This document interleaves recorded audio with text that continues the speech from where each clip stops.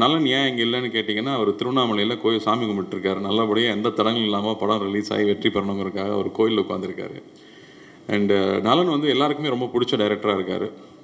ஆர்டிஸ்ட்க்கு மட்டும் இல்லை, டைரக்டர்ஸ்க்கே பிடிச்ச ஒரு டைரக்டராக இருக்கார். அவர் இந்த கான்செப்ட் கொண்டு வரும்போது நான் ஆடியோ ஃபங்க்ஷனே பேசியிருந்தேன். ரொம்ப பயமாக இருந்துச்சு. இந்த கேரக்டர் எடுத்து பண்ணுறதுக்கு வந்து ஒரு தனி ட்ரைனிங் வேணும்.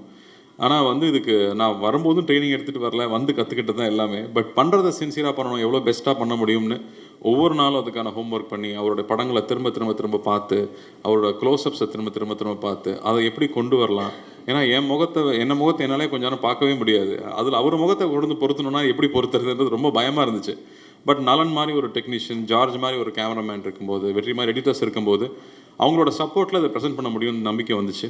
ஸோ ஃபஸ்ட்டு ஒரு சீன் டெஸ்ட் ஷூட் பண்ணி பார்த்ததுக்கப்புறமா தான் ஓகே இந்த வழியில் போயிடலான்னு நினச்சி தைரியமாக கொண்டு வந்தோம். ஆனால் அதுக்கப்புறமா சந்தோஷ் நாராயணனோட இசை டெஃபினட்டாக அது இன்னும் மேலே எடுத்துகிட்டு போயிருக்குன்னு சொல்லலாம்.